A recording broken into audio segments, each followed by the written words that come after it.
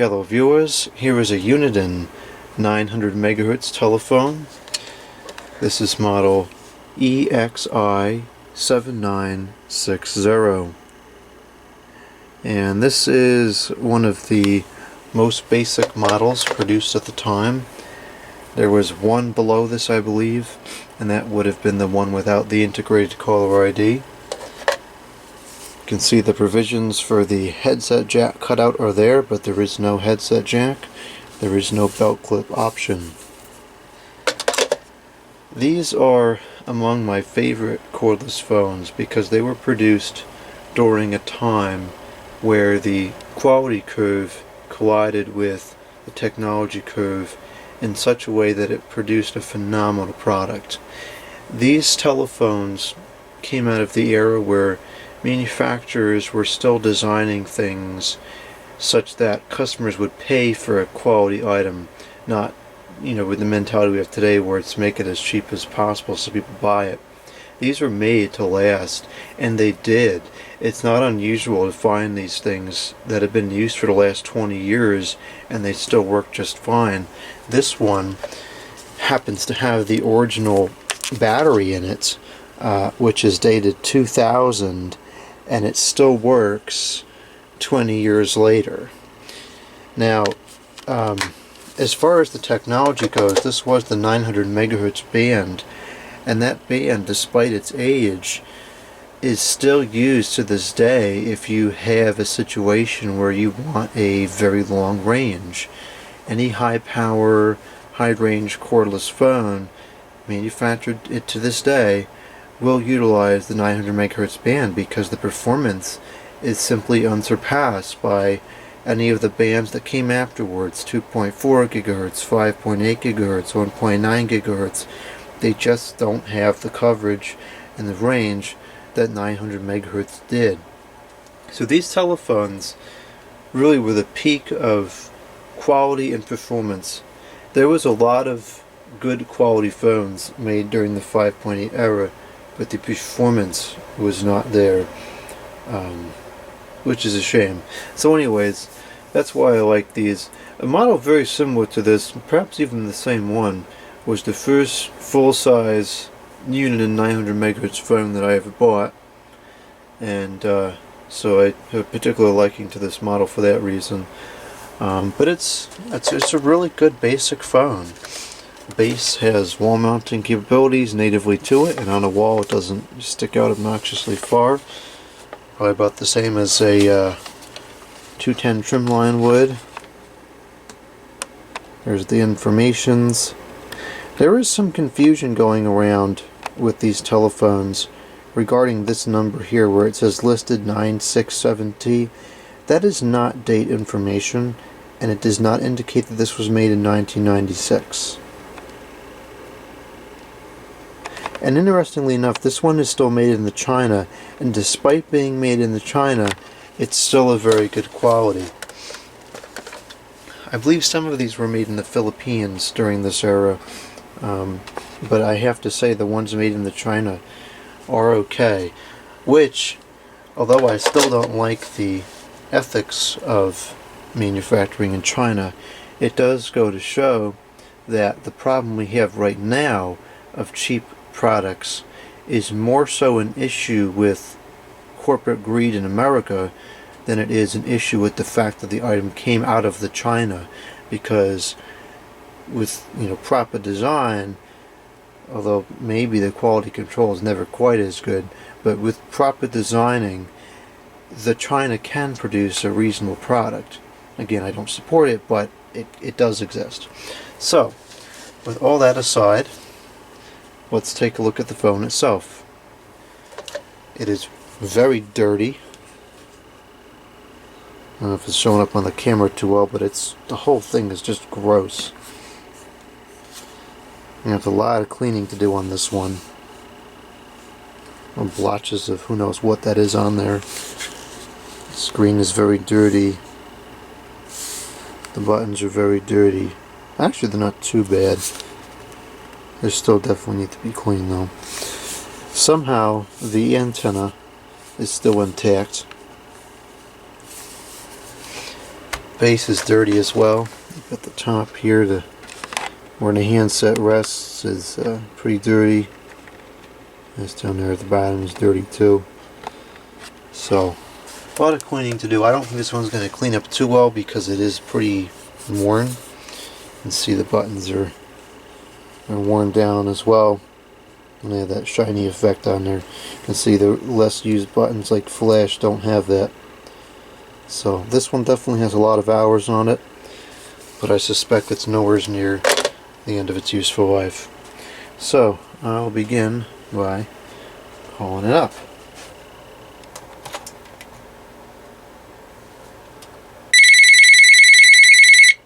We have the flashing status light. And there's the caller ID. The backlight is on.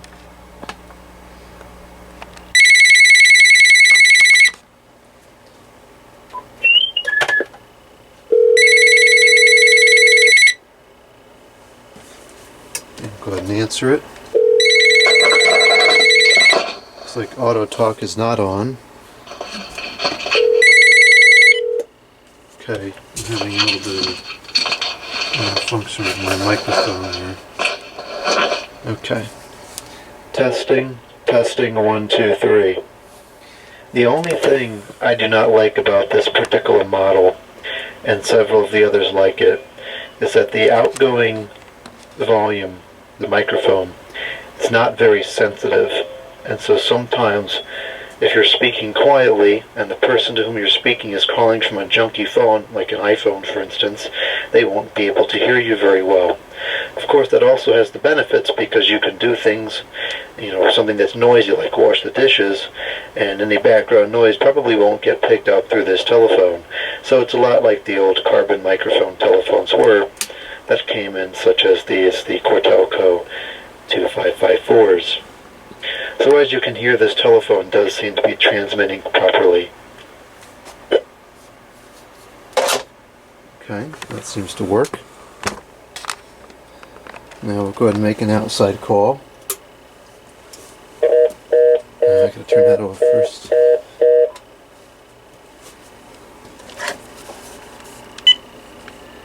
I'm going to increase the volume here. It goes from normal to loud. I always like that labeling rather than low and maximum. I like how it says normal and then loud. And it is actually quite loud.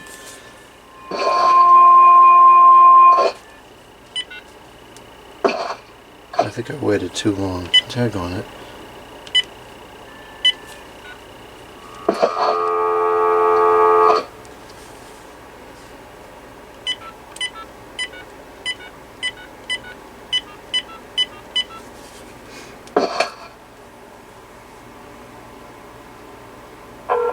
Good afternoon. We offer checking accounts that are right for you. Visit peoples.com to learn more. Peoples United Bank N.A. Member FDIC. Today is Sunday, April 26th. Peoples United Bank time 4:01. Current temperature.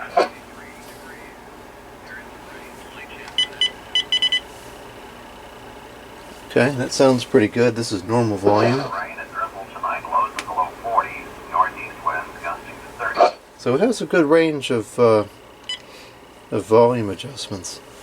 Okay, now I will record a testing message into this phone.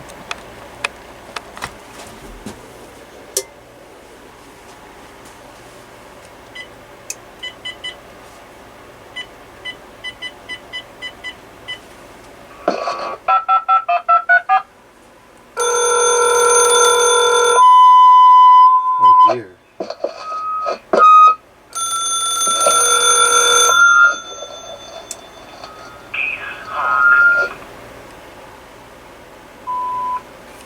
Okay.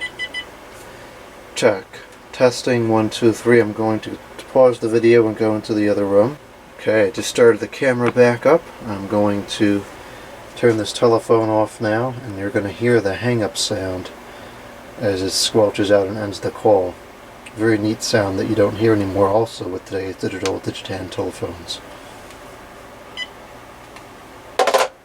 Okay, let's go ahead and listen to that message. And also I will point out that this telephone does have the audible relay for the line.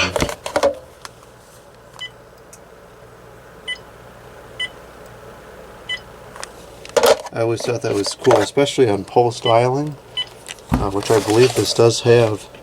It does, you can switch over to pulse.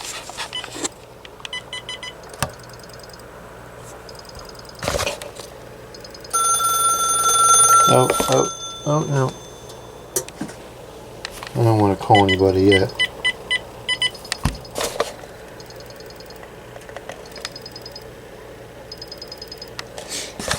Okay. Now we'll play the message.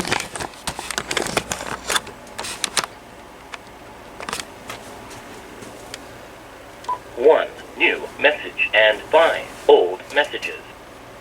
Message 1. Okay. Check. Testing 1, 2, 3. I'm going to pause the video and go into the other room. Okay, the camera has been stopped. Now I'm leaving the studio room now. I'm passing through the other room, and there's a snake in the chair in the way. I can't get by. Okay, this thing should be on. Okay, and now I'm over here by the water equipment, and I'm sure it sounds just fine. I don't hear a single iota of static. Okay, heading back over into the shop now. Back into the shop. And if you speak loud enough into this telephone, you can in fact monitor your voice in the earpiece, which is primarily a lost art on most of today's digital or digitan telephones. Okay, I just started the camera back up. I'm going to turn this telephone off now, and you're going to hear the hang-up sound as it squelches out and ends the call. Very neat sound that you don't hear anymore also with today's digital digitan telephones. End of messages. So that sounded very good, and somewhat made a fool out of me because, unlike what I said earlier, several pieces of background noise were audible. You could hear the camera start recording again, and you could hear the squeak of the door closing. Well, anyways, so this telephone is working, although we didn't test the buttons yet. Probably should do that before I say it's fully working. Okay. Not on here. Now we're on. Let's make sure the buttons all modulate correctly.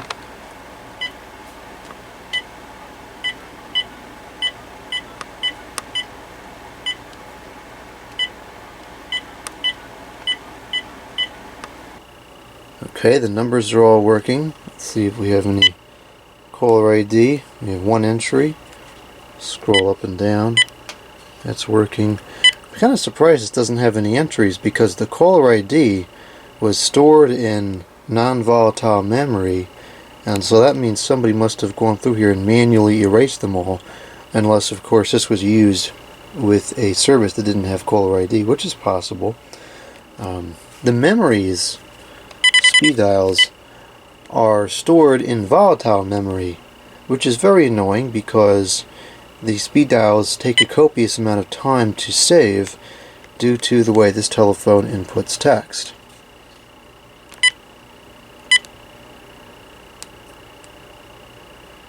Let's see here, we gotta get something to select. Turn auto talk on. Okay. Channel is working. And pause is working as well. Now, despite the age and dirtiness of this telephone, I'd like to point out that all of the buttons work with absolute full sensitivity. And you have to press it all the way down before it'll register. So that's another testament to the quality of these telephones. And we'll have some more videos of this to come. We'll clean it up and get it ready to use.